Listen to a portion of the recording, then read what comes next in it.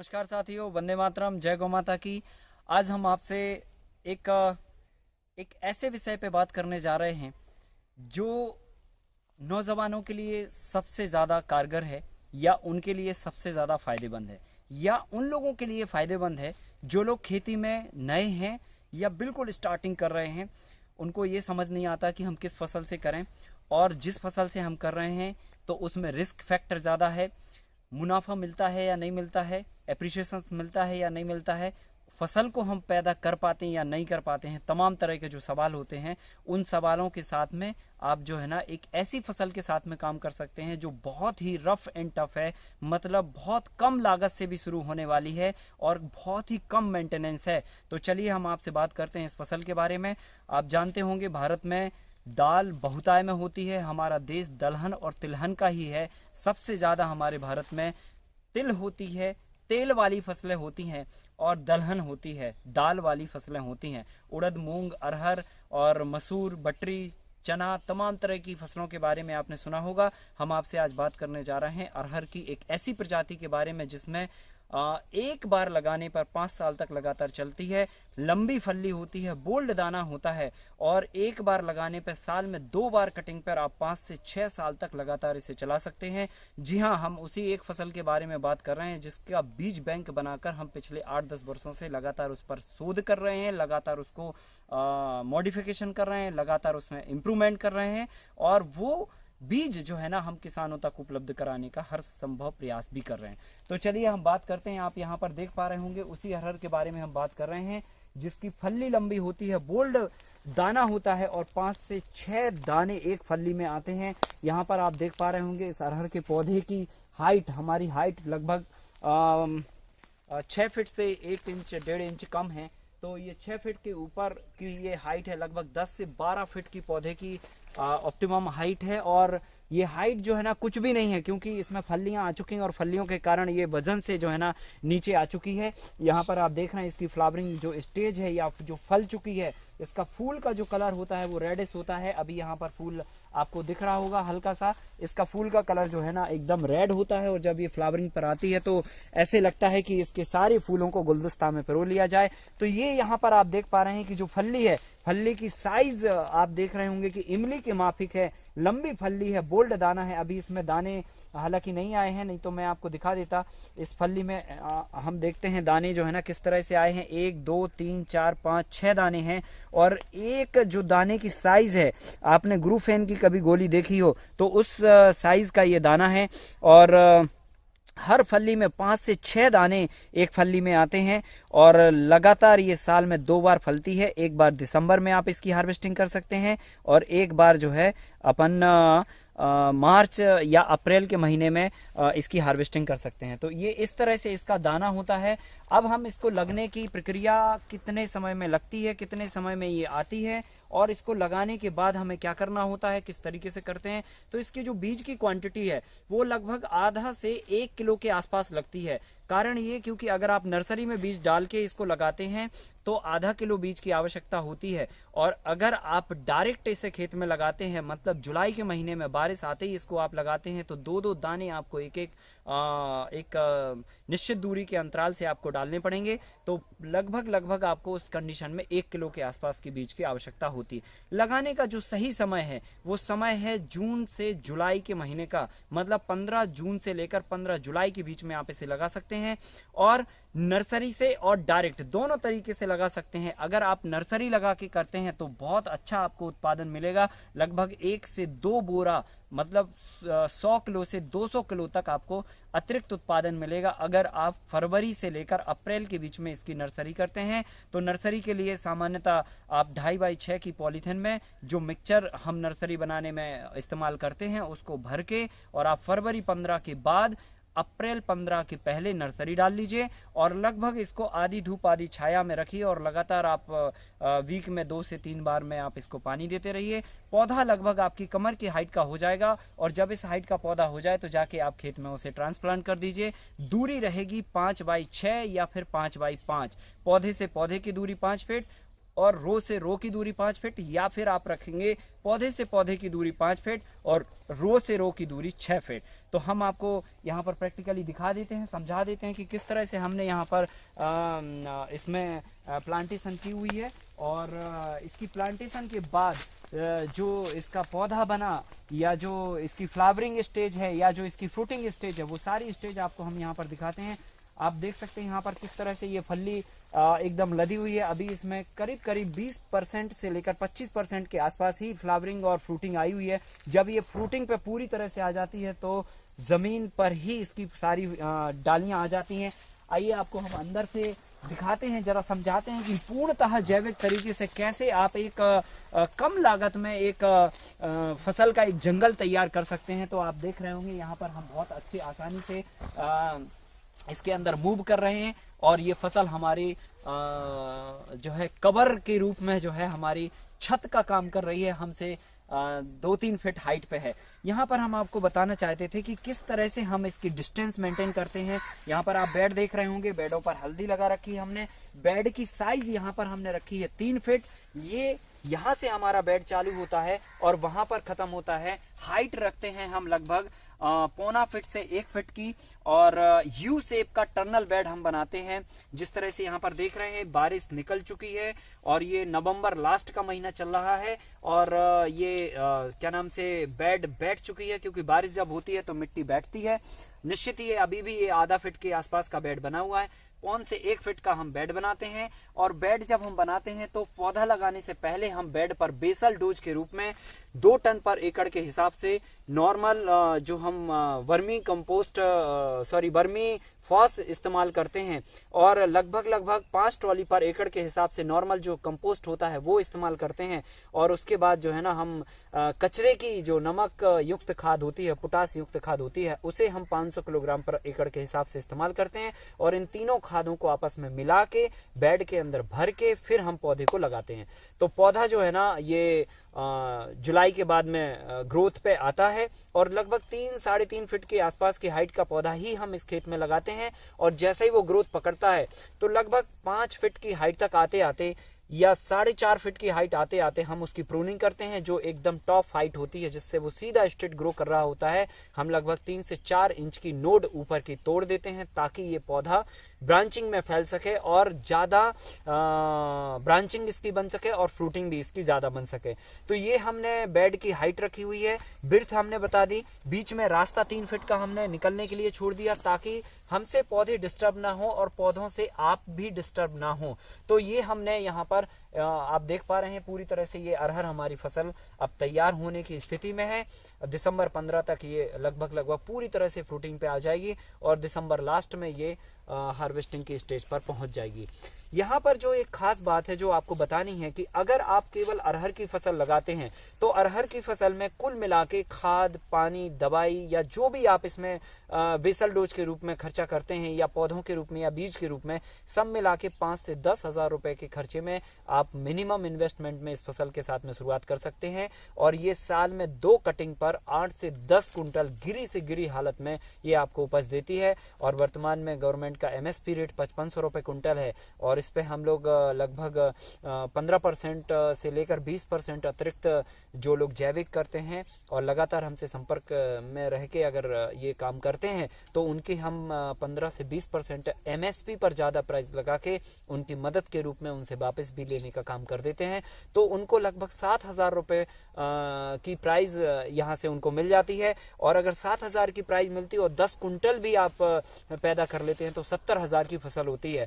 मतलब ये कह सकते हैं कि 10,000 रुपए के अधिकतम इन्वेस्टमेंट में आप 70,000 रुपए की फसल साल भर में निकाल सकते हैं। तो जो किसान नए हैं या जो युवा नए हैं, जिनको खेती में नॉलेज नहीं है, लेकिन फिर भी वो कुछ ना कुछ समाज को अच्छा देने का प्रयास कर रहे हैं या अपने बच्चों को अच्छा अन्न देने का प्रयास कर रहे हैं, वो सभी लोग इस फसल के साथ में शुरुआत करें, जिसमें कम लागत, कम मेंटेनेंस और कम बीमारियों के साथ में इसको सफलतापूर्वक उगाया जा सकता है। लगातार अगर हम इसमें बीमारियों की बात कर लें तो वैसे तो इसमें खास कोई बीमारी नहीं आती है, क्योंकि ये देसी अरहर है और ये बहुत ही रेजिस्टेंस वैरायटी है, जिसमें लगभग 45 से 50 डिग्री तापमान सहने की क्षमता है और मिनिमम जो है ना 5 से कम 4 डिग्री तक का भी तापमान सहने की क्षमता है। पाले की कंडीशन में, ठंड में इसमें पाला नहीं लगता है, ज्यादा गर्मी की कंडीशन में इसमें लपट नहीं लगती है। बस केवल इतनी सी इसमें सावधानी बरतनी पड़ती है कि जब हमारी फसल पौधे में फलियां आती हैं या फूल आने लगते हैं, तो उस समय फलियों के टाइम पर इल्लियां लगने की संभावना ज़्यादा होती है, क्योंकि फल छेदक इल्ली लगती है जो फल के अंदर फल को खा लेती है, दाने को खा लेती है। तो उसके लिए हमें 60 दिन पुरानी देसी गाय की छाछ और 2 लीटर और लगभग 250 ग्राम के आसपास नींबू का रस और 100 ml जो है अपना नीम का तेल, इन तीनों चीजों को आपस में अच्छी तरह से डिसॉल्व करके घोल के, और आप फूल आने के जस्ट बाद फल्ली जैसे ही उतरने लगती है एक स्प्रे आप उस समय दे दीजिए, और जब फल्ली में दाना आ जाता है उस समय आप एक स्प्रे दे दीजिए। मतलब 2 स्प्रे बस आप अगर दे देंगे तो आपको किसी भी तरह की कोई दवाई डालने की आवश्यकता नहीं पड़ेगी। मतलब केवल 2 स्प्रे आप ध्यान में रखिए। और टाइम भी मैंने आपको बता दिया कि जब फूल आते हैं एक उस समय, और जब फल्ली में दाना आ जाता है एक उस समय, तो आपको किसी भी तरह से इसमें ये घबराने की जरूरत नहीं है कि इस फसल में कोई बीमारी आ जाएगी तो हम क्या करेंगे। तो ये आपको देना है दवाई के रूप में इतना सा डोज, और खाद के रूप में हमने आपको बता दिया कि बेसल डोज में जो खाद देनी है, और हर 15 से 20 दिन के अंतराल में, लगभग 20 दिन के अंतराल में आप इसमें मटका खाद का डोज लगातार 20 दिन के अंतराल से देते रहें, ताकि ये फसल जो है ना ग्रोथ अच्छी करती रहे और इसकी ब्रांचिंग बहुत अच्छी आए और इसको किसी भी न्यूट्रिशन की रिक्वायरमेंट ना रहे। अब मैं आपको यहाँ पर बताने जा रहा हूं कि अगर आपके पास थोड़े भी ज्यादा पैसे हैं, या थोड़ा भी आप अगर कुछ अरेंजमेंट कर सकते हैं, अगर अदरक लगा सकते हैं या हल्दी लगा सकते हैं, तो इस तरह का भी प्रयोग कर सकते हैं। यहाँ पर आप देख रहे हैं हमने हल्दी की फसल लगाई हुई है मिक्स क्रॉपिंग के रूप में। ये हमारी अरहर लगी है, इसकी और इसकी दूरी हमारी 6 फीट है, इसकी और इसकी दूरी हमारी 5 फीट है, और यहाँ पर हमने उसके बीच में 6-6 इंच की दूरी पर 2-2 इंच की गहराई पर हल्दी की भी फसल लगा रखी है। हमारी जो 70,000 की फसल है वो तो हमारी सेफ्टी के साथ सेफ ही है, लेकिन जो एक्स्ट्रा अतिरिक्त जगह हमारे पास खाली पड़ी थी उसमें हम हल्दी और अदरक जैसी फसलों को, महंगी क्रॉप को भी कैश क्रॉप के रूप में उगा सकते हैं।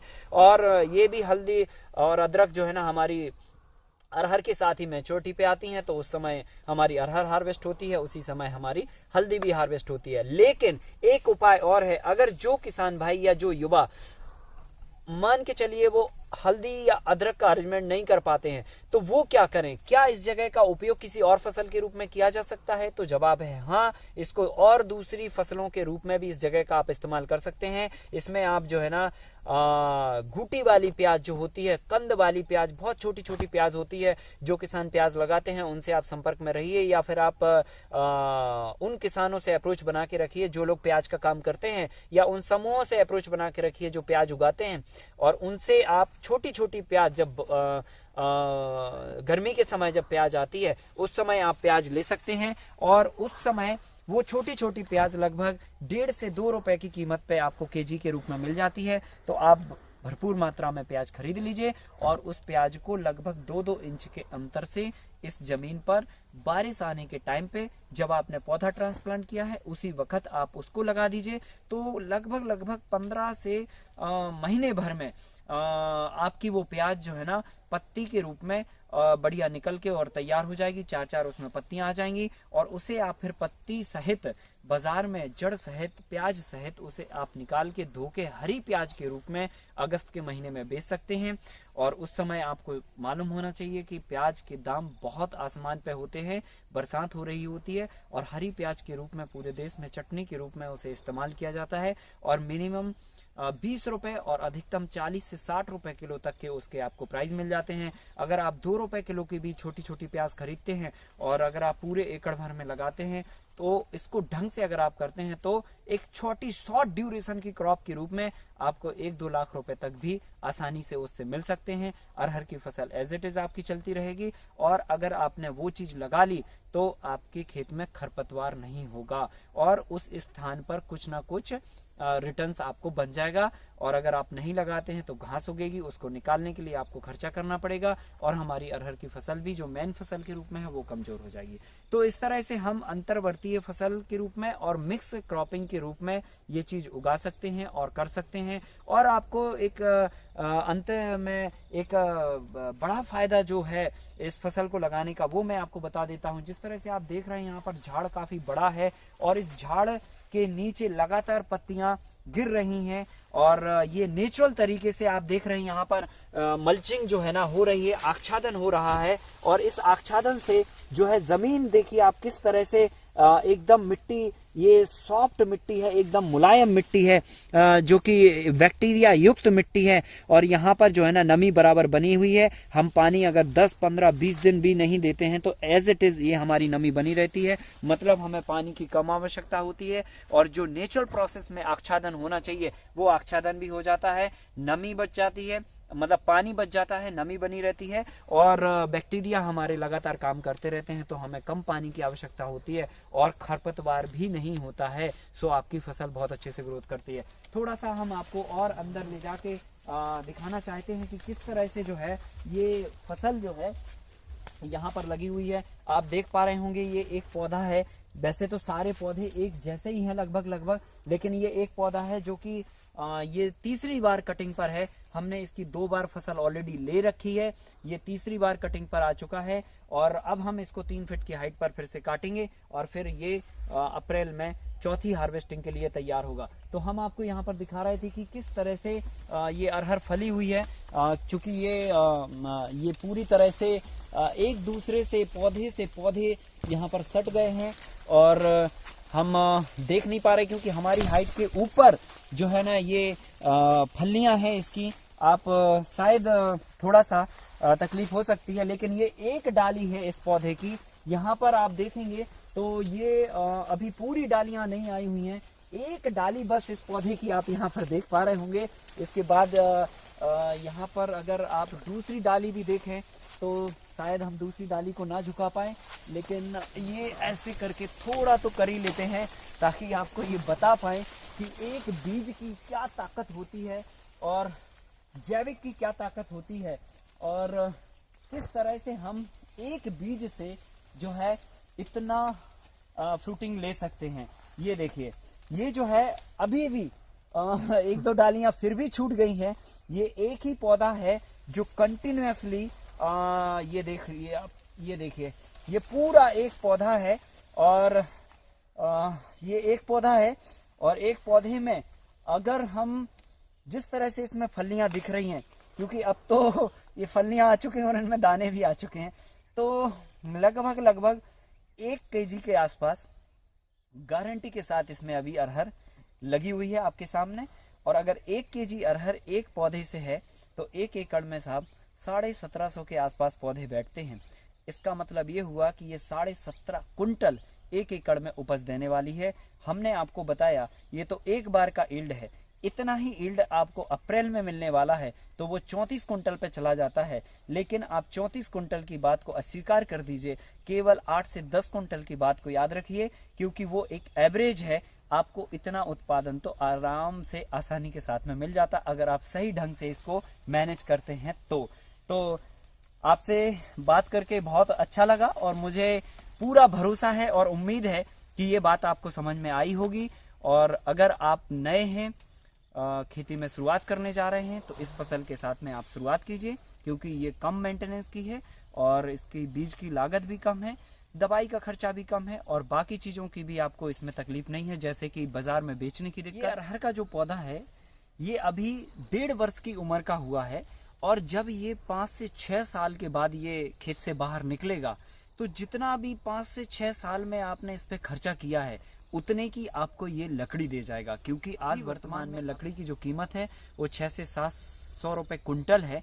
और ये लकड़ी अभी जो यहाँ पर अभी आपको दिख रही है ये लगभग 3 किलो के आसपास की लकड़ी यहाँ पर ऑलरेडी है और ये लगभग 25 रुपए की कीमत आसानी से रखती है। और अगर हम इसकी बात करें तो ये 1.5 साल का पौधा हुआ है जब ये 6 वर्ष का हो जाएगा और आप इसे निकालेंगे तो उस समय लकड़ी की कीमत कम से कम 10 रुपए किलो की होगी। और एक ट्रक लकड़ी अगर आप बेचने जाएंगे तो कम से कम 50,000 रुपए की आपको 1 एकड़ पे इनकम होगी। और ये इनकम जितना भी 5 साल में आपने इस पे खर्चा किया, मान के चलो 10,000 रुपए सालाना खर्च किया है, तो आपके 50,000 रुपए एक एफडी के रूप में ये आपको रिफंडेबल कर देगा। तो ये इतनी बढ़िया क्रॉप है कि जाते जाते भी आपको पैसे देके जाएगी। और एक बात और निकल के यहाँ पे आ गई कि जब हम इसकी हार्वेस्टिंग करेंगे तो यहाँ पर आपको जैसा हमने दिखाया कि जो है ये पौधा 3 फीट की हाइट से हमें इसको काटना है। तो ये लगभग 3 फीट हाइट समझ लो कि ये कमर की हाइट होती है, और हमने लगभग यहाँ से इसको काटा, तो यहाँ से हम इस पौधे को काट देंगे और ये सारा जो है इसके डंठल जो है इकट्ठा करके और इसको हम त्रिपाल पे मार देंगे, या फिर आगे आगे का पार्ट काट के थ्रेसर में डाल देंगे। और ये जो पार्ट बचेगा यहाँ से यहाँ तक का 4 से 5 फीट का, इस पार्ट का उपयोग हम टटिया बनाने में कर लेंगे, या फिर छप्पर बनाने में कर लेंगे, या इसका उपयोग फेंसिंग के साथ में इसको फंसा के लगाने में कर लेंगे ताकि जानवरों से भी सुरक्षा पा सकें, या किसी भी तरह से जो है हम अपने खेत में सुरक्षा का एक बेस बना सकें। तो ये इसका अंतिम रूप में इसका उपयोग होता है पत्तियों का मल्चिंग के रूप में, डालियों का जो है अरहर के रूप में और भूसे के रूप में होगा, और बाकी का जो ये डंठल बचेगा ये हमारी टटिया के रूप में, या जो भी आप इसका इस्तेमाल करना चाहें, चारों तरफ फेंसिंग के रूप में या जैसे भी करना चाहें उसके रूप में आप कर सकते हैं। तो इस तरह से इस अरहर से आपको प्लांट से, पत्तियों से, पौधे से, फल से, हर तरह से आपको इनकम जनरेट हो सकती है। तो ये बहुत ही अच्छी फसल है, आप सभी लोग इसको जरूर अपनाएं। और जिनको भी इस अरहर के बारे में या और लिटरेचर से संबंधित कुछ अगर जानकारी चाहिए हो तो वो आप हमारे इस नंबर पर फ़ोन पर संवाद कर सकते हैं, या फिर आप व्हाट्सएप पर लिख सकते हैं। हम आपको उसका लिटरेचर भी उपलब्ध करा देंगे और बीज भी उपलब्ध करा देंगे, और जो भी आवश्यक जानकारी लगेगी समय समय पे हम उसको भी उपलब्ध करवा देंगे। आप सभी के लिए बहुत बहुत शुभकामनाएं, बहुत बहुत धन्यवाद।